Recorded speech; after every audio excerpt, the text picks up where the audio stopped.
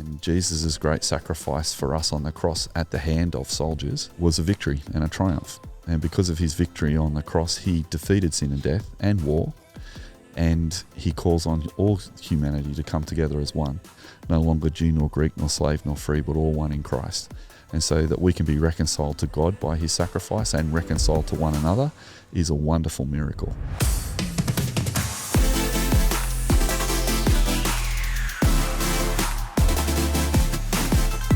Welcome back, everyone, to the Shock Absorber podcast. It is great to have you along with us, whether you are watching us on YouTube or listening to us in your ears via your favourite podcast app. And I have our usual guest with me, Tim. How are you? Oh, I'm doing very well, thanks, Joel. Excellent. You've been working on an assignment late into the night last night. Yes, I'm working on about 3 hours sleep this morning, so we'll see how that goes. A perfect way to do podcasting, I think. Yeah, that's right. Just off the cuff. What was your assignment on? Looking at different paradigms, different theoretical frameworks which compose a research question. And so I had to creatively come up with 3 different research questions based on my topic, which was kind of fun. Well, I was talking to you about it this morning, and I said, "Oh, it sounds fascinating." You're like, yeah, it was really good. There was something really fun about it. It was a very creative way of pitching the assignment, I thought. But it actually gave me some ideas. I was like, oh, that's kind of cool. Oh, excellent. Yeah. Well, we'll hope to hear from them at some point during the podcast season. Stu, have you been up doing an assignment as well? No, that's good. No, you neither. I'm glad I haven't been. I was sleeping. Yes, me too, at 2:30 in the morning. So, congratulations on finishing the assignment. Yeah, thanks. Tim. So, yeah, that's good. Well done. The semester's over now. So okay. Good. So do you feel well prepared for the topic we're about to talk about today? Not in the slightest, but we'll just keep, that's never stopped me before. So. That's right. You're so humble. Well, we're talking about religion and wars today, and we always like to start with a cultural artefact. Now, Stu, I was just going to ask, are we going to do the speech of Henry V that you were just showing us then, or Hacksaw Ridge? Which one would you prefer? I like your idea of Hacksaw Ridge. I think that's really good. Yeah, today we're looking at... Again, if you've been travelling with us through the season, we have been looking at some of the aspects of Christian history that have been fraught, and sometimes people will bring up, doesn't Christianity cause wars? Shouldn't we leave religion out of politics? Most wars in history were caused by religion. Comments like that we'll often hear as Christians. And as we've done in a few of our season's episodes, we will look at a particular topic that people might bring up sometimes and just actually evaluate that comment. So today we're going to evaluate the comment, do Christians cause wars? How many wars do Christians cause if they do cause wars? That's a topic that might be really helpful for many of our listeners and viewers as they're talking with other people, particularly who are atheists and secular atheists who might just assume that religion is... Haven't we discarded that because it causes people to fight with each other? There used to be this polite saying in Australia, the 3 things you don't talk about is sex, religion and politics. And these days I don't think people talk about anything else. I think there's a lot of things being spoken about, but when people talk about religion, there's there's this nuance. Oh, isn't it kind of dangerous to be religious? You don't want to get too into it, become too active in it because it could turn violent, could split people and stuff like that. So, so we thought we'd start the whole conversation with this cultural artefact of a movie which came out, Joel, 2016. Which is a biographical war film directed by Mel Gibson. So I believe it was based on a true story. Because I haven't. It's based on a 2004 documentary called The Conscientious Objector. Yeah, I haven't actually seen it, but you have, Stu. But it does focus on a particular character by the name of Desmond Doss, and he was a pacifist combat medic, and so he was a Seventh-day Adventist Christian, but he refused to carry or use a weapon or firearm of any kind during World War II. Yes. In the Pacific campaign. In the Pacific War, yes. And he was ordered the first person. He was the first person to be awarded the Medal of Honor for being a conscientious objector for his service above the call of duty in the Battle of Okinawa. Yes. So I haven't seen it. What were your impressions of the movie? Well, the Battle of Okinawa was particularly brutal, and it was a battle. I think it was the second battle fought on Japanese soil. I think Iwo Jima was the first one, I think. But basically the Americans had been fighting the Japanese in the Pacific campaign during World War II in a very brutal island hopping campaign wasn't it? Where the soldiers were being delivered to various islands, and then they'd fight for the islands. Very different to the other major theatre of World War II over in Europe, wasn't it? Which was mainly land-based. Yeah, it was a lot different. So, yeah, it was really brutal, really visceral. There was a lot of images captured of it too, so it was some of the first battles to really bring home to the American public, in particular, the real brutality and horrific nature of war, particularly Saipan, Tarawa, Marine videographers landed with the troops and took a lot of footage, some in colour, which was quite horrific. Anyway, Desmond was enlisted into the army. I think he was actually... I don't know how he ended up in the army in the first place. You might be able to look up and tell me that. But his big issue with the army was, I've seen the movie and I've read the story, but basically, the summary for everyone is, it's quite a brutal movie, so be careful. It's quite shocking and stark. It's not at all a glorification of war. It's actually an anti-war movie, and particularly because it's made protagonist Desmond is a pacifist Christian, and pacifism within Christianity is not a topic that the movies and the media often go to in this topic, and that's why we chose it, because it actually does challenge that stereotype that Christians cause war, because there's actually been quite a significant pacifism within Christian sects through the history of Christianity, where Christians have refused to take up arms against other human beings because they don't want to murder, and they take the 10 Commandments, as Desmond did, quite literally, and thou shalt not murder was something he took so literally he wouldn't even touch a gun. So he suffered quite significantly in basic training as he was bullied and harassed, and was even court-martialed at one stage, I think. Anyway, he was before some tribunal, and basically they were trying to force him to touch the gun and he wouldn't do it, and even his own men in his unit were bashing him at night because they were trying to force him to pick up this gun, and he just wouldn't do it. So they made him a medic. Anyway, the quite moving aspect of the movie is that he isn't afraid. He's not a coward. He actually goes into battle with the men, but he just doesn't want to hurt anyone. And Hacksaw Ridge is in Okinawa, and the brutality of the situation was that the Marines had to climb this vertical cliff on a carriage net that they used to have to walk, go down the side of the ship to get into the landing craft. Well, they'd put one of those nets up on the side of the cliff, and they were climbing up this net and climbing up ladders or ropes or whatever to go up on top of this cliff and then fight a battle over the top of the cliff. And it was quite a brutal battle. And so all these Marines had gone over the top, and Desmond, as a medic, had gone up with them. And he was running around saving guys. But the irony is that even as the Japanese had pushed them off the cliff, Desmond would stay on the battlefield even through the night, trying to find people who were injured to get them back to the cliff, and with his own hands lower them over the edge of a cliff, quite significant one, like 10-metre cliff, with a rope. And so he's running around the battlefield. But the interesting thing about Desmond is he was saving Japanese and Americans who were hurt and injured on the battlefield, and he saved scores of people, and that's why he got his medal for extreme bravery. But I think the most moving part of the movie was actually when they ordered the last day of charge, and the generals or whatever back at HQ couldn't work out why they hadn't attacked already. Why aren't you attacking? And he drove down in a Jeep. Sure enough, he found the whole of his army just standing at the bottom of this cliff, just standing there. He's like, what are you doing? And they're saying, oh, we're waiting for Desmond to finish praying, because he's praying, and before we go into battle, we don't want to go into battle without Desmond. And so the whole moving part of that was these men who were belittling and abusing him for being a Christian, who was acting out of conviction not to hurt anyone, now were really dependent on this guy. And there's this really moving sentence that Desmond was saying, and apparently it's a true story.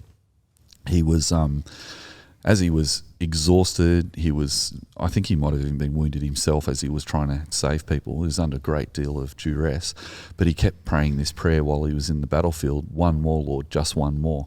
And so he'd go out one more time, just get one more man and bring him back, and then he'd say, one more, Lord, one more. I don't know if your literature there has how many he saved, but it was quite a few. Well, in Wikipedia it says he saved the lives of 50 to 100 wounded infantrymen atop the area known as the 96th Division or Hacksaw Ridge. So apparently he lowered all of them down over the edge of a cliff. So not only did he carry them back out of the battlefield under fire to the edge of the cliff, he put them over the edge of a cliff with rope. And he was wounded 4 times while on Okinawa. Yeah, there you go. So very fascinating story. Tim, before we move on, I suppose, and Stu and I have a shared interest in military history. I'm just wondering, do you share the same interest? I don't think as much. No, it's not ever something that's ever really grabbed my attention. So yeah, I mean, I've seen a couple of war movies, but yeah, nothing big. And I love listening to Stu as you talk about different strategies and often Stu using military analogies or the strategic way in which different battles are formed, and you've used that for a number of illustrative and metaphoric purposes, and I always find that intriguing. But no, it's another something that I've delved into. Yeah, I mean, the only reason I was asking because I recently found a YouTube channel. It's called World War II, but two is spelt TWO, and they go through all of World War II week by week and what happened week by week, and it's devastating. But I also find it fascinating, and that's what I find sometimes a little bit hard to understand myself. Is why do I find particularly World War II really interesting? And I think that part of it is the strategic thing that you're talking about, Tim. Right, I enjoy seeing how strategy played out during war, but I don't think it's like a glorification of it either. I don't enjoy the fact that many millions of people have died throughout wars. But sure, I was going to ask you the question, like you are really fascinated by military history too. What's the reason behind that? Yeah, I think because I got brought up in a family that for the proximity of World War II for me, I was born in 1968. My grandparents lived through the Blitz, and my interest in that story caused me to just look for more stories. I'm interested in stories, and I'm interested in how people perform under duress, like Desmond in that battle. Again, I abhor war, and I think war is horrible, and always hope that it never happens again. But I know that Jesus did say there will always be wars and rumours of wars, so conflict, unfortunately, is part of life. And I'm interested in the fact that Paul uses interesting military analogies, talking about, for example, the whole of the book of Ephesians is about our spiritual battle with that we're at war. Paul also talks about the fact that we shouldn't be civilians, we should be like farmers or athletes or soldiers who actually have a task to do and actually see that we should be fighting against principalities and powers, not against flesh and blood. So the very topic that we've got before us today is about people fighting against flesh and blood in the name of God, and why do they do that, when do they do that, and how often do they do that. And it's important for us as Christians to know that part of our history, because there's some dark parts of that we should feel a great deal of sadness and feel quite shamed by, actually. Like, there's some terrible stories done in the name of God. But as we'll see today, it's not a simple thing to say that religion causes wars. Wars are always caused by a multiplicity of different factors, including greed and land grabs and gold and power and influence and all those sorts of things as well. So people often use the name of God to justify their causes as well. So we'll see that a bit today. But yeah, my first stories that I heard was sitting in the lounge room listening to my nan and pop talking about running down into a hole in the ground in the backyard as people were dropping bombs on them. And I just used to think, how did you do that? Yeah. So for me, war is about, it's a horrible thing that we've got to try and tell those stories so that we don't glorify it, so that we don't rush into it in the future. And particularly at the moment, there's lots of rumours of wars now. We've got wars and rumours of wars with Ukraine. There's a war going on right now. Some people are chest beating over that, saying, we should go in there and fight and all this sort of stuff. And there's a real fear at the moment within the Indo-Pacific region as tensions are heightening as well. And some people are becoming wary and getting excited about the prospect of stopping an enemy. But I remember hearing my nan and pop talking about their parents being terrified when they first heard that World War I was announced, and my great-great-grandfather suffering greatly in the trenches. And then Nan and Pop saying they sat there and listened to Winston Churchill declaring that war had broken out with Germany a second time, and how terrified and so sad they were about that. So, yeah, I think war is not glorious. It's actually horrible. And but we're not actually going to go into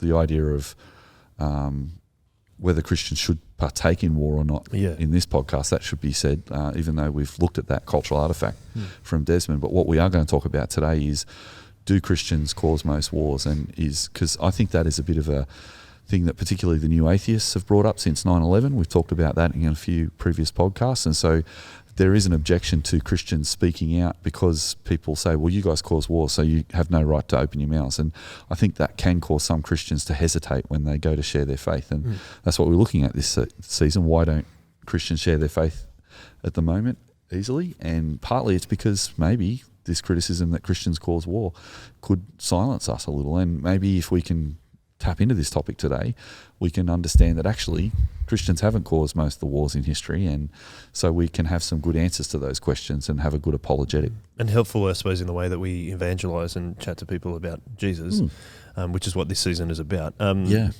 that point, you were saying that George Carlin, the very famous comic, especially from the 80s and 90s, said that to loud applause in one of his specials that he did, he said, more people have been killed in the name of God than for any other reason.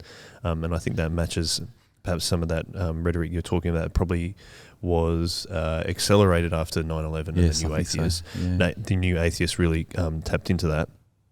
My next question was going to be that why do you think it became more prominent since 9/11? We've kind of talked about it a little bit, but do you think it was because we've talked about in the previous episode when we really mentioned 9/11 that it was the end of an era? It was the end of communism had kind of been, in a sense, vanquished towards the end of the 80s, and then 9/11 was seen as like, oh, hang on, is everything over? Because it was seen as the American century.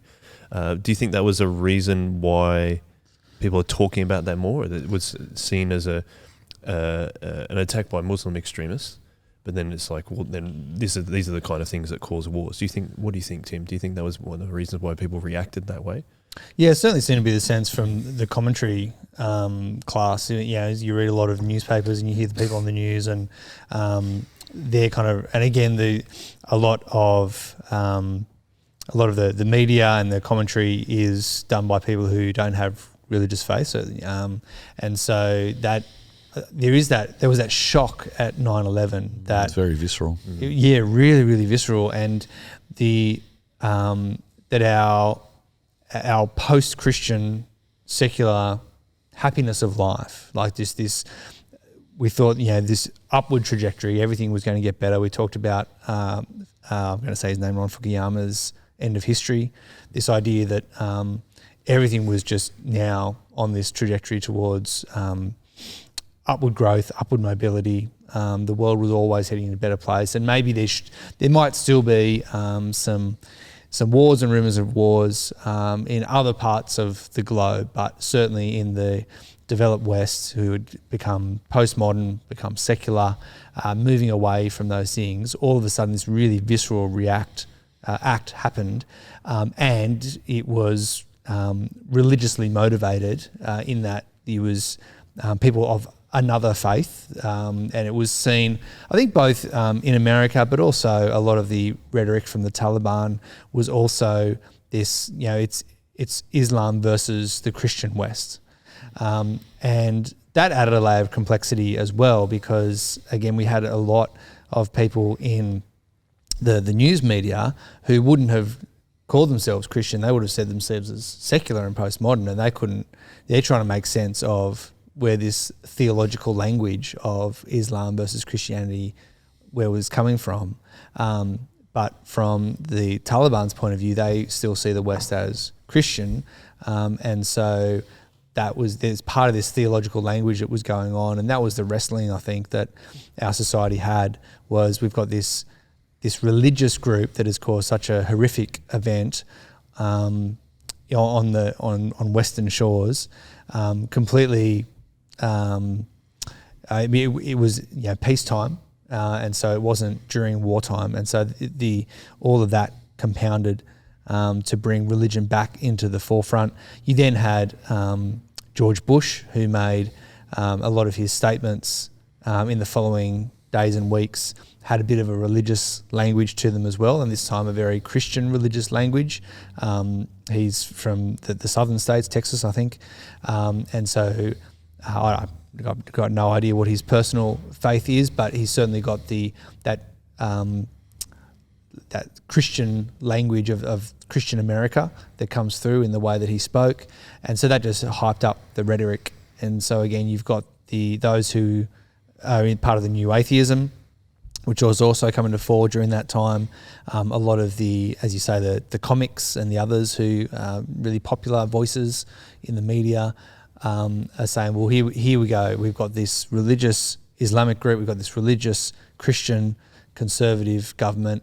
And if we could just get rid of religion, we could go back to this, post-modern, secular, almost utopia that we were kind of in. So, yeah, there's all those kind of things playing around. It's interesting, even at that time, like we're talking about the 9/11 attacks were seen as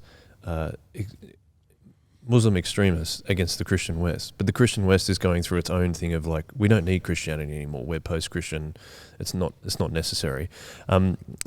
Stu, do you think that contributed also to the view that we shouldn't just not have religious views in the public square? And that was kind of within that moment as well, that they were trying to understand why do we need Christianity? But then we've got a different religion attacking us because we are supposedly Christian. So where do you think that kind of sat with what the new atheists were talking so about? atheism was around for a long time, and as we can do in this podcast, we can go back and have a look at some of that. But post 9/11, you've actually got the birth of an aggressive, unapologetic new atheism. Okay. And it was really launched by Sam Harris, who was pretty much an unknown doctoral student before 9/11. But in September 11, 2001, he put aside his studies after he watched those two planes hit the towers and then the other plane crash in the field and another plane crash into the Pentagon. And what he came to write was his book that became a bestseller, which was called The End of Faith. And so in many ways, Sam Harris started the new atheist movement off the back of 9/11. And what was interesting about that book was he just didn't hold back. He just really went for a really anti-religious view that was anti-Islam and anti-Christian and anti-all religion. He basically wrote that book calling religion a cult of death, a machinery of intolerance, suicidal grandiosity. And so he's using this really strong language to describe the incident. He really narrows in on the suicide bombers' Muslim faith and saying that just like any other faith, this is a problem with religion. And it was only 2 years later that he was joined by Richard Dawkins, Christopher Hitchens, Daniel Dennett, and these guys together became known as the Four Horsemen of the New Atheism, and that's parody of the Four Horsemen of the Apocalypse, which is in Revelation. So it's almost like these guys are setting themselves up to bring down religion, right, because they're so angry. And it was this brutal act of the planes flying into the towers that sparked it. So really deep in the psyche of modern new atheism is this moment. And so I think, there's this real anger at violence of that moment. And it opened up a whole new area of exploration. These guys start reading the Old Testament and look at the Joshua story where Joshua and the Israelites go into the land of Canaan. They look at that and say, this is motivated by a maniacal God who's genocidal, and all these really strong words to describe the God of the Bible.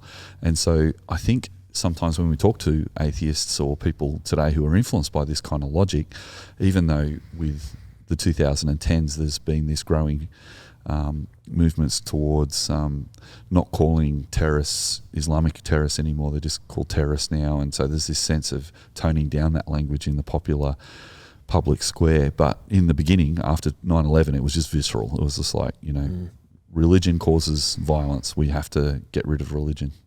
So 2010, there was a Pew poll that found that only 30% of Americans have had a favourable view of Islam.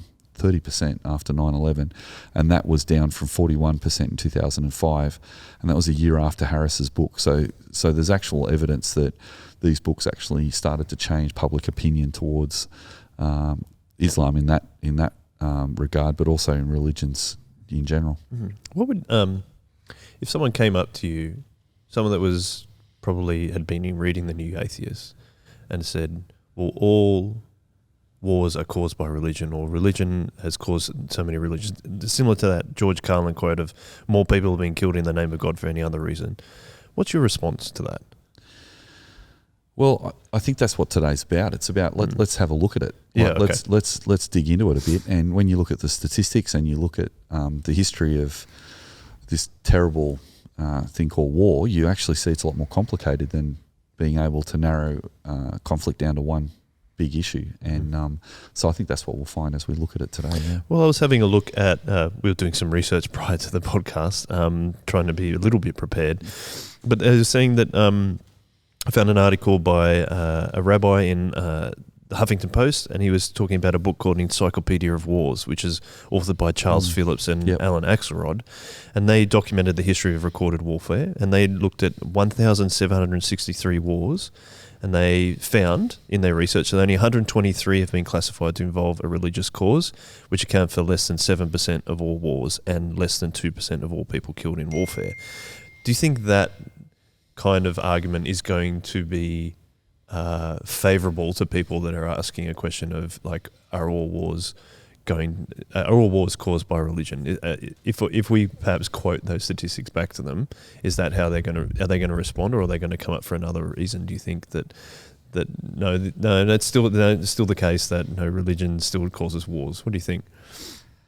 We talked last week about the idea of culture wars, or what was your term, Stu? Battle of ideas. Battle of ideas. And part of what goes on when we have these quite emotion-filled debates is that it's hard to be purely objective. And actually, we're very rarely purely objective.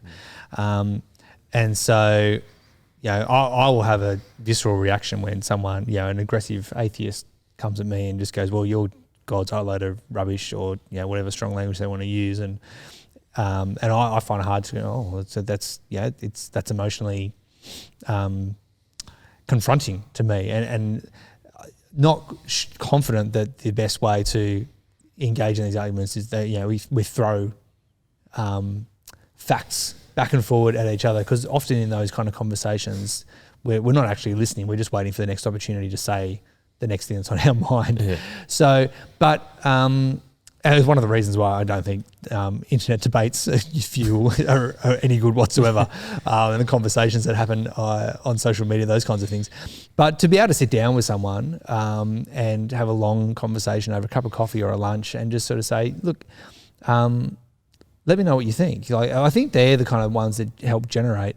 But it is, with that framework, I suppose, in mind, it is worth knowing some of these statistics and information, not just to be able to throw spars back at the other person and go, well, you're stupid because you haven't thought of this. And get the gotcha moment. Yeah, the gotcha moments. That's a really unhelpful way to, win friends and have a good conversation, which is actually gospel oriented, both in truth but also in manner, or I'd say posture. Like the way that we come to conversations needs to be fueled by the gospel, as well as the actual truth of what we say, fueled by the gospel. But it's good to be well prepared, and I think is it Peter that talks about this? Always be prepared to give an answer.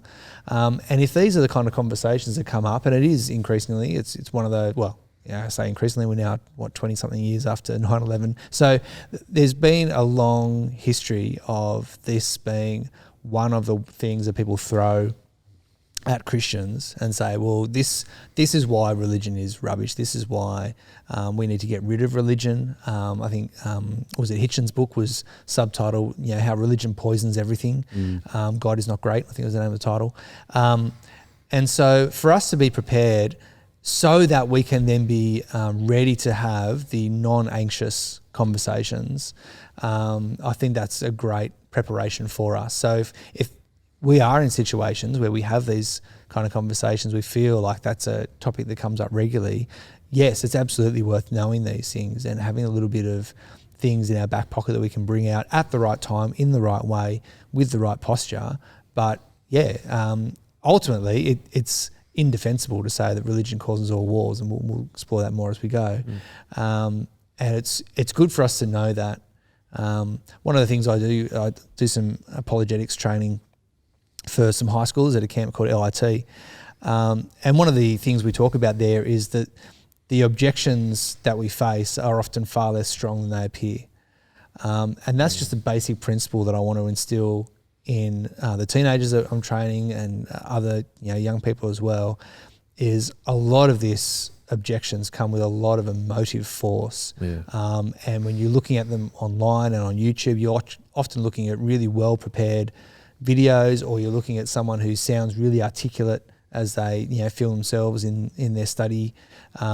And so it can be overwhelming with these things, but to be able to slow down and say, actually, maybe the objections we're hearing are not as strong as they appear, and then think about what is being said and start to question that, which is what we want to do over the next little bit. That's a really helpful starting point as we get into these conversations. Yeah, I find that helpful. Stu, do you want to add to that about having that posture? Yeah, I think so. And I think that's what Timothy Paul Jones was saying a couple of episodes ago when we had him on the podcast. And he was saying that modern apologetics is less about that Christianity is true, although that is still a conversation we need to have with people. But it's more about the moral issues that come with Christianity, and this issue is a moral issue. And so when people throw this moral issue out, I think it can be helpful to them to deconstruct some of the emotional new atheist rhetoric that came out of 9/11, which was a bit of a knee-jerk reaction in a lot of ways to a very horrific situation. But in some ways, the new atheist movement's run out of steam anyway recently. I mean, even Richard Dawkins has been rebuked by the American Humanist Association for tweets that he's made regarding, more modern kind of issues around transgender issues, and some of the stuff he wrote on Twitter was... They took an award off him. Yeah, well, they formally rescinded his 1996 AHA award and because of his tweets. So I think one of the things I like to point out to people is that, some of these arguments are very visceral, as was 9/11, and they're very powerful and they're very confident, but they're not always got the weight of evidence behind them. And so to look at the evidence with people and to say, you've got some statistics there, Joel, about that are even more helpful than what I've got off the top of my head. But this whole idea that the new atheists are deconstructing Christianity, well, maybe we can deconstruct atheism a bit too. So instead of just defending the faith from the attacks of the new atheists, maybe we can just question some of the logic of some of these new atheists. But the problem we've got is that a lot of this argument is around faith and science. So people who attack faith like this talk about, well, we're the people of science, we're the ones with the facts. You're the people who believe in the big spaghetti monster in the sky, and you have no evidence backing up your argument. And so just to, as Tim said, to in a non-anxious way to present some evidence that does contradict some of the things they're saying is science, is not, they've not always got all their science behind them. I mean, Richard Dawkins was making a whole heap of analysis of history and sociology and politics and faith, and yet he's a biologist. So he's stepped outside of his scientific realm to discuss other scientific endeavours that he's not actually necessarily an expert on, and he may have found himself caught out by that with that AHA award being rescinded as he continues to be quite defiant in his rhetoric and use high modality language. Maybe people today are like, well, hang on, that's not always appropriate. So I think when we go back and have a look at, again today at the Enlightenment and how the Enlightenment started, we'll see that this is a very old problem that we have, which is, people have been saying that religions cause war for many centuries. So we've got centuries of this conversation happening, not as visceral as it is from 9/11. That's only the latest addition to this argument, really. And so, we've spoken about in previous episodes how the Enlightenment and the discovery of scientific thinking led to obviously the questioning of truth and what the real truth was. And I think that plays into a lot of what you're saying is like, well, because we have science, we have the real truth. And like, well, we actually also have, we feel that the truth of the Bible and God's truth. Yeah. What and that's not negating science. You can believe in science and the Bible. Yeah. Yeah, exactly. And I was just going to say, and I think you might be able to speak on this, Stuart, also just how the Enlightenment has really influenced us. I mean, it may as well go back into history, and I think there's two ideas here of looking at the Enlightenment, but also the instances of war that have perhaps branded a religious war. Yeah, they're the two things that we can look at in history. Which one should we go Enlightenment first? Yeah, I think so. I think that's a good place to start, because there are, in our popular zeitgeist, people are still talking about the Crusades. People are still talking about the Spanish Inquisition. People are still talking about the witch trials and more modern expressions of religious conflict, like the Troubles in Ireland between the Catholics and the Protestants. They're all still part of the zeitgeist. But what's interesting to start back at the Enlightenment is, you've got a period of time just at the end of the religious wars of the Protestant Reformation. So the Catholics and the Protestants are fighting each other, and religious zeal is a major part of some of those conflicts. Although historians have dug deeper into the real causes of even the 100 Years' War, which was predominantly between Catholic nations and Protestant nations, and it's a lot more complex than just Protestantism versus Catholicism. There's a lot of, obviously the Spanish Armada attacked England at one point, sent a Holland Armada, and Queen Elizabeth I rallied an army led by Sir Francis Drake and defended England from that attack, which was really strongly religiously motivated, as Queen Elizabeth overturned her sister Mary's Catholicism of the country and then instituted the Protestant faith. And in a response, the Spanish did attack England, but there was a whole lot more than just faith at play there. The Spanish were in an era of an expansion, and they saw this as an opportunity to expand into England as well. So there was a lot of money to be had, there was a lot of power, a bit of a land grab as well. So that's an example of how wars can be a bit more complicated than they seem on the surface.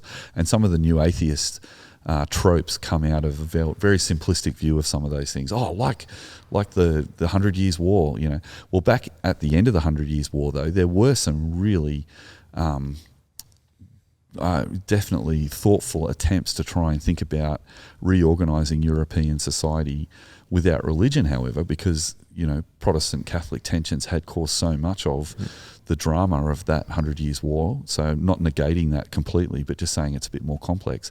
But at the end of the 100 Years' War, of the Wars of the Reformation, 1600s, we're looking at the emergence of the Enlightenment philosophers. And one example would be the Frenchman Descartes. And it's a bit of a strange story, but he was really keen to try and think, is there any other way we can organise society other than faith so that we don't kill each other? That was a big driver for him. And he was a Christian man, a Catholic, but he thought about trying to find a new way. And the way he did it was quite dramatic. He apparently got into the story goes, he stepped into an oven, not lit, it was cold, but he, some accounts I've read, even he may have even got all his clothes off and sat in the oven, and he decided he'd just stay there until he came up with a new idea. I don't know if that actually happened, but it's a good story. But anyway, he came out of the oven with this amazing Enlightenment phrase that kind of started the whole of the Enlightenment, which is, I think, therefore I am. And what was so amazing about that for him was, rather than I think because, I think therefore I am, was a very individualistic statement. And it wouldn't have been possible without the Reformation, actually, because the Reformation was a recapturing of the fact of the importance of the individual in the eyes of God, that all human beings are made in the image of God, and that we all have a personal saviour in Jesus Christ, and we can actually turn to trust in him for our salvation. But the Enlightenment run with that idea a bit further, and they say, rather than me getting my identity by being part of the group, which may be Protestant or Catholic, I am who I am, and I think therefore I am. So that's an individual statement, which then the Enlightenment philosophers expand on. Nietzsche, Hume, all the great thinkers of the Enlightenment. And that really sets up, combined with the age of science, scientific exploration with Galileo and others who are exploring new ways of explaining the natural world, and then Darwinism with Charles Darwin. There's this new expression of science is, as we've said before, reason is our highest authority, and the individual, a reasonable individual, can actually think outside of the religious paradigm. And maybe it's better if we have a non-religious way of organising ourselves. And one of the greatest examples of that was in the 18th century when the French Revolution took place, and they overthrew the king and they overthrew the church. And so they stormed the Bastille and saw that the church and the state were part of the criminal alliance that was subjugating the people of France. And so that was a secular overthrow, and there was something like 17,000 people, men, women and children, died in the French Revolution as a result of that revolution.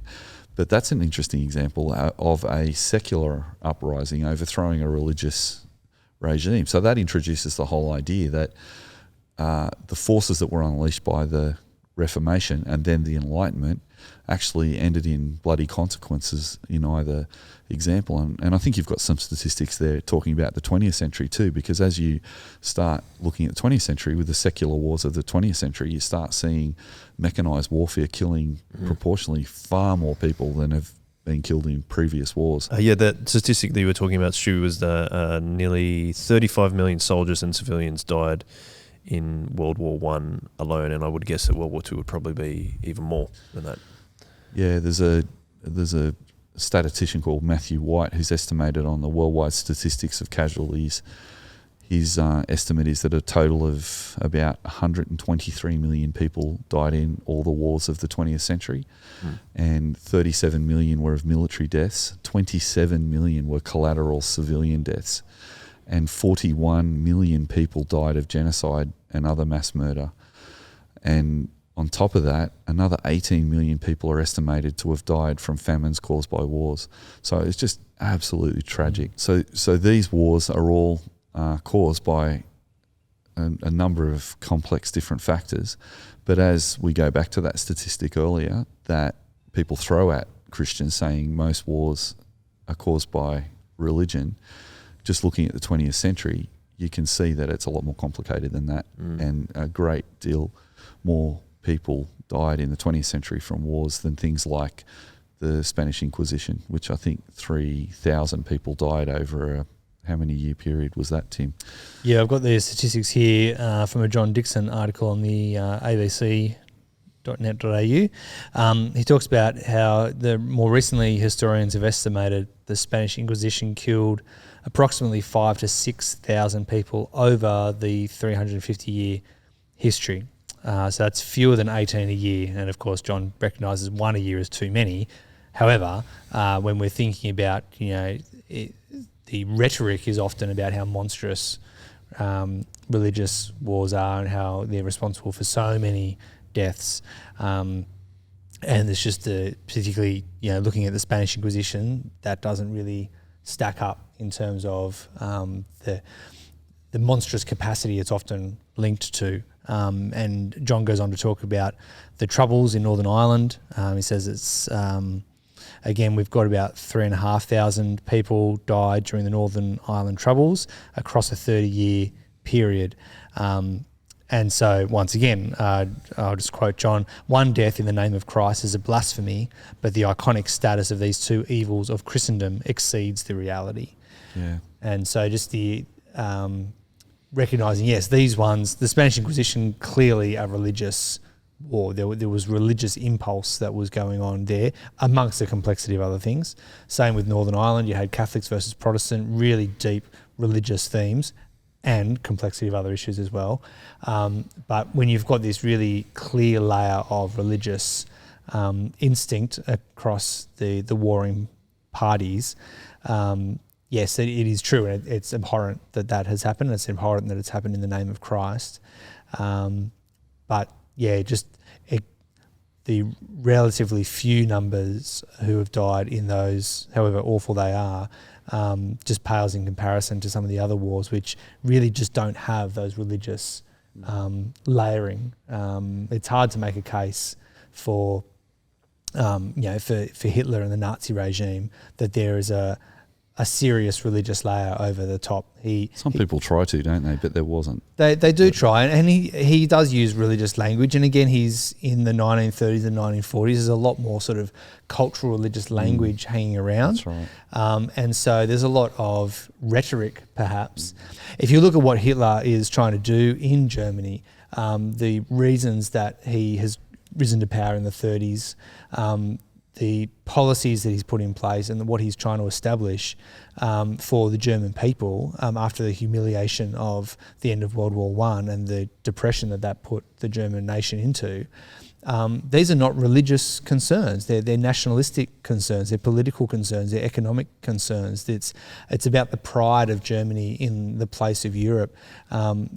That's what's going on. That's the motivating factor for the socialist regime. And to try and say, oh, well, because he uses some religious rhetoric and therefore it's equivalent to the Spanish Inquisition, the Northern Ireland Troubles, even the Crusades, it's an argument that just doesn't stack up. Mm. And I think that rhetoric is a good word to describe some of these leaders. They use religious rhetoric to justify what they're trying to do sometimes. I mean, I think both sides of World War I were praying to God and claiming that God was on their side. Both there were German Christians and English Christians in trenches opposing each other, praying to the same God. And I think the sad part about that is that, you know, when you do go back to books like Joshua, when Joshua asked the angel who'd come to meet him, whose side was he on? The angel said, I'm not on. Well, whose side is God on? Is God on our side or the people of Jericho? The angel said, God's not on either side. The question is, are you on God's side? And I think the interesting thing is that human beings always try and say, well, God's on my side. But that's a false claim often. But yeah, like we're saying, the 20th century is full of secular wars. Even former National Security Advisor to Jimmy Carter wrote that in the 20th century, something like, this is by the 1970s, that communism and the attempts to build communism had directly led to the deaths of 60 million people as well. So there's like internal civil wars going on within countries too, like with the Russian Revolution, and then the Chinese Communist Party fighting the nationalists, and then the purges that took place after that also caused a great deal of carnage as well. But somehow these sorts of statistics and these sorts of stories have slipped away from our popular memory, and we're left with memories of the Crusades or the witch hunts. But even if you go back to the Crusades, and yes, the popes did call on crusades to take back Jerusalem and the Holy Land, but that was in the context of a great struggle between the Muslim powers and the Christian powers over Asia Minor particularly. And it wasn't just about the Christian armies going to fight for God to take Jerusalem. There was also stories of crusaders who got as far as the Byzantine Empire and got to Constantinople and sacked Constantinople because they just wanted a quick cash grab and not go all the way to Jerusalem. So they came back with all the cash there. And in some ways, that actual attack on Constantinople weakened it so much that when the Muslim armies did attack Constantinople, it was significantly weakened. So it's actually internal fighting between the Christians that was causing that too. And so you look at the nationalism that goes on within the wars of those periods of time between, I was talking about the Spanish Armada in the 1500s with the English, that was nationalistic in the extreme. And, Queen Elizabeth's so-called speech where she talked about fighting for God and for country, and that she was going to be the noble leader of her people. All those kind of nationalistic tropes go right through all these wars as well. So I think in that sense, where do we go from that? Like, it's not just a case of sitting down with some of these very sad memories and just unpacking them. But what I think we do is, I think it really interests atheists in particular when Christians talk about the fact that we're not nationalistic, and that we're not actually keen for war, and that we're not actually proponents of bombing and killing our enemies. And for us to actually talk about passages from the Bible that our Lord Jesus talked about that are so radical and so beautiful and so transformative in this space. Things like the fact that Jesus said, you've heard it said on a number of different issues, and then he talks about enemies, and he says, and Jesus is the first teacher in history to ever say, love your enemies. And I don't think many atheists know that there was no other teacher that have ever taught that before. So, what is the solution to war? That's got to be a good starting point to actually have a stance where you're prepared to love your enemy instead of fight your enemy. So there's plenty of stories in Christian history of that as well, where Christians have loved their enemies and not tried to kill them. So I think that bringing people back to Jesus is the way, as Timothy Paul Jones said a couple episodes ago, is a really good way of countering this idea that Christians are warmongers. I think is a really good way. And also, I think people of all religions sometimes get tarnished with this brush that all religion is hateful. People talk about wars within Hinduism and Islam and other faiths as well. But as we've said, we're going through these very desperately sad statistics, not triumphantly, but to say there's a lot of weight of evidence to suggest that these new atheist tropes from the 2000s were a little overcooked. It does seem like a distinctly of this time comment as well, because I think when you look over I think it's almost like we've become what's the right word? Insulated from wars. We talked about. I have a great uncle who fought on the Kokoda Trail and was in the prison of war Camp Changi in Singapore, and it's very sad. Yeah, but also interestingly, he was also the most I loved his attitude towards life. He was he's passed away now, but even when he was well into his late 80s, he was driving around with his wife Betty and having a good time and having a laugh, and had a real buoyancy about him. And I find it interesting that the things that he obviously went through, and many people went through, his response to that was to be quite cheerful. He's seen how bad it can get. So I found that really encouraging from him.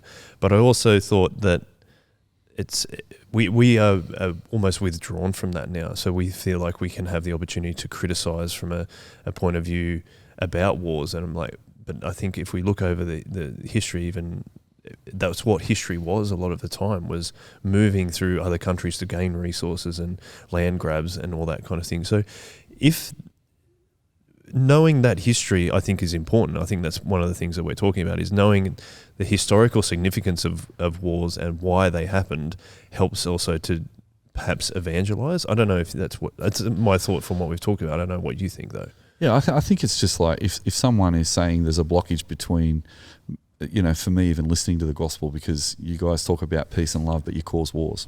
Right. It's okay, let's sit down and talk about that. And yes, Christians have done some really, people who call themselves Christians have done some really terrible things. Christians have done some terrible things, and we can be honest about that. But at the same time, we can help people to have a more realistic view of a particular issue that might help them to then go, oh, okay, so I did think that was the case, but maybe it's a bit more complex than I thought, and maybe I'm a bit more open to listen.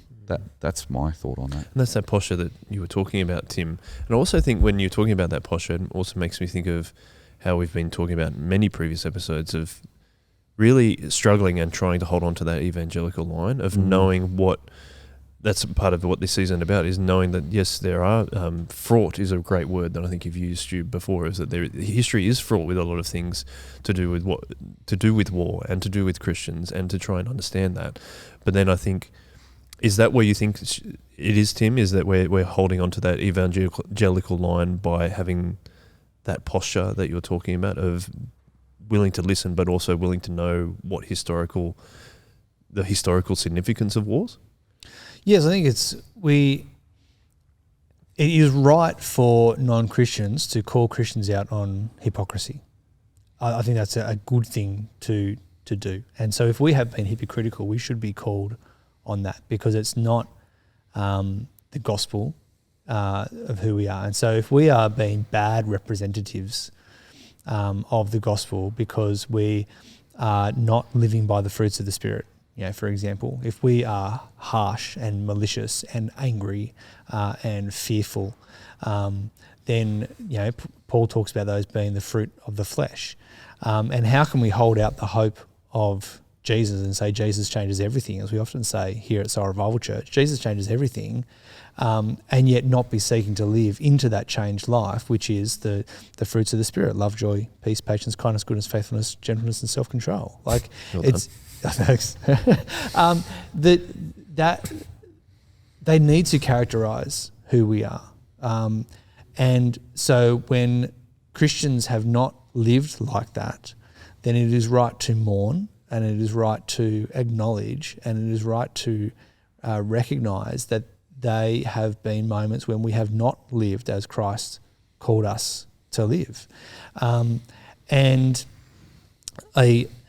it's an unhelpful witness when we say that Jesus changes everything. We've got the hope for the world, and here he is, the crucified Saviour, the humiliated Son of God on the cross, who went to, from heaven to earth, stripped willingly stripped himself of all the privilege that he had, all this Philippians 2 language, to die a death, not just death, but death on the cross. So willingly gave away his own privilege, willingly set aside himself and all of the privileges that he had as Godhood to come and die. If that is our Saviour, if that is the one we're upholding as this is our God, this is the God who suffered and bled and died and yet rose again in glory. That is the message that we communicate of Jesus. But if we're not also living that out in our posture, in the way that we live, in the way we engage, which is why I said last week, a lot of this battle of ideas and this culture warring stuff, when it comes from people who are claiming that they're Christians and saying, here I am, I'm declaring Christ, and yet I'm going to be an angry evangelical or an angry progressive and say, I believe in Jesus, and I'm going to be really angry and abusive online or in my commentary or in the way that I treat others who are unlike myself. It is hypocritical. It's a awful witness, and it's not who Christ has called us to be. And I've completely forgotten what your question originally was. Something about the posture, but yeah, I think there needs to be an alignment there, and we won't get it right all the time. Jesus, tells us we're all hypocritical as well. We are all hypocrites, and you've got the great passage in Romans 7 where Paul is at war against himself, and when we feel that. We won't be perfect until new creation, and we feel the pangs of nationalism and this fear of domination from others as well. Hey? Absolutely, yeah. So we still struggle with the old man, Paul calls it, inside of us, the old sense of self that Jesus has rescued us from by dying on the cross, but yet it's still with us until we reach new creation. So we won't always get it right, but we need to be quick to recognise and apologise for that. And that is also part of our witness, and part of the message is that we're able to own our mistakes and to say, I got that wrong. And that it needs to be part of the message. Yeah, I think part of the issue too is that each new generation can have a disdain from earlier generations and have this sense that we're starting a new golden era in our generation. And there's an author called Karen Armstrong who's written a book called Fields of Blood, Religion and the History of Violence. She wrote an article in The Guardian recently, and one of the points she makes in that is that many regard the West's devotion to separation of religion and politics as incompatible with democracy and freedom. So she traces back this idea of separation of church and state back to the Enlightenment, back to this desire for a new way of organising ourselves without religion, so we lead to less violence. But she, in her article, looks at the 17,000 people who died in the French Revolution to set up that secular idea.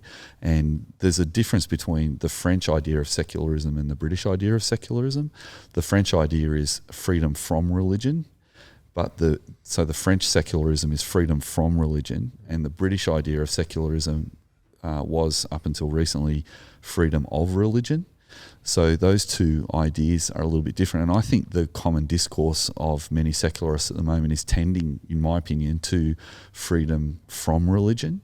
But she quite accurately in her book says that there's this myth of religious violence that underpins that idea, that it is a myth that religion leads to violence, and that she says, as we've been saying today, that religion is and its relationship to war is a very complex idea, and so helping people to explore that I think is a really helpful thing. But it's such an emotive issue that people are really compelled to speak out for the disenfranchised and the dispossessed and the refugees, and sometimes bundle, as we've talked about, how Christians can bundle ideas. Sometimes secularists can bundle a whole heap of myths around that desire to look after people as well.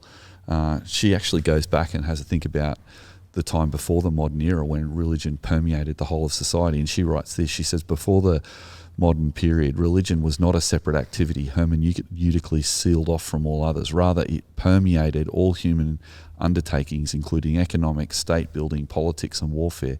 Before 1700, it would have been impossible for people to say where, for example, politics and religion began and ended. The Crusades were certainly inspired by religious passion, but they were also deeply political. Pope Urban II let the Knights of Christendom loose on the Muslim world to extend the power of the church eastwards and create a papal monarchy that would control Christian Europe. The Spanish Inquisition was a deeply flawed attempt to secure the internal order of Spain after a divisive civil war, at the time when the nation feared an imminent attack from the Ottoman Empire. Similarly, the European wars of religion and the 30 Years' War were certainly exasperated by sectarian quarrels between Protestant and Catholics, but their violence reflected the birth pangs of the modern nation state. So there in that if any of our listeners are interested, that's a really interesting read from Karen Armstrong that you could look up on Google and get into. One qualification too, by the way, I think I called the wars of the Reformation the 100 Years' War. It's actually the 30 Years' War it's called. So I got that wrong earlier in the episode. So that's just a slight correction as well. Oh, that's fine. Anything else that we like to have a final word on? I was just thinking that idea of the different types of revolution. I've heard, so Os Guinness is a Christian social commentator, prolific author, and I've heard him speak a number of times on this difference between, he distinguishes the American Revolution from the French Revolution and how the foundational differences there are just really seismically different. And so he talks about, the 1776 versus 1789, so the American versus the French Revolution. And he says that the American Revolution was largely but sadly not fully biblical, whereas the French Revolution in 1789 was expressly anti-biblical, anti-Christian, anti-religious and anti-clerical. That there was a hostility to religion and certainly to the Christian faith in the church, which has been characteristic of the French and then the Russian and then the Chinese revolutions ever since. His comments came particularly, he's got a book on this, which I have not read, but it's called The Magna Carta of Humanity, is I think the one where he particularly goes into this issue of the two different revolutions. But the other thing is he is concerned that now what we see as the cultural left in Western cultures in America and Australia and Britain are getting their language and their posture towards Christianity from the French and not from the American. And so the strong increase of anti-biblical, anti-Christian, anti-religious, anti-clerical sentiment that we see in the new atheists, we see from a lot of the progressive secular left in media and commentary and those kinds of things, has this French flavour. And so that was part of Os Guinness's concern. It's very interesting. Yeah. Yeah, I mean, finally from me, I think just to bookend the episode by thinking back to where we started with talking about Desmond in the island of Okinawa in 1944, 45, whenever it was that battle took place. I think it's interesting. His story is one where he was a pariah as he began to stand where he wanted to stand in his Christian pacifism as a Seventh-day Adventist who didn't even want to touch a gun, and he suffered dreadfully for that to start off with, and he's pillaged and he was abused and almost kicked out of the army. But by the end of his story, he's actually getting the Congressional Medal of Honor because his humanity shone in the midst of the inhumanity of man towards man in the battlefield. And I think to have a Christian shine as an example of love for both the Japanese and for the American casualties, who saved so many lives and became so loved and understood by the end of the movie, gives me great hope that if we as Christians continue to hold on to the evangelical line, we may be misunderstood and pilloried for a time, and maybe for all of our time. But in the end, the beauty of the gospel will be what lasts forever. And Jesus' great sacrifice for us on the cross at the hand of soldiers who murdered him on a cross was a victory and a triumph. And because of his victory on the cross, he defeated sin and death and war, and he calls on all humanity to come together as one, no longer Jew nor Greek nor slave nor free, but all one in Christ. And so that we can be reconciled to God by his sacrifice and reconciled to one another is a wonderful miracle. And so my feeling at the end of this episode is, rather than feeling timid or nervous in the face of even strongly articulated opposition to Christianity, we can take a great deal of confidence in our Lord Jesus. And that we have, again, today, all we've tried to do is to be prepared to have an answer for those who want to question us. But at the end of the day, we know that the Holy Spirit will help us if we are willing to take a step of faith and share the gospel with someone, even a person who might be a bit hostile towards us in the first instance. Excellent way to finish. Thanks very much, guys. Really appreciate your time, as always. If you are still listening and enjoying what we're doing, you can join the conversation by emailing me at joel@shogwazorba.com.au. You can subscribe to the podcast and or on YouTube if you wish. Check out the Discord link in the show notes if you want to continue the conversation in a different kind of format. We can go back and forward on that platform. And you may like to check out the Soul Revival shop, which is soulrevival.shop, where all our profits of the clothing we sell on there go to our Indigenous ministry partners. That's going to finish us up for this week. Thank you very much, guys. And as always, Joel. we'll finish with a one way.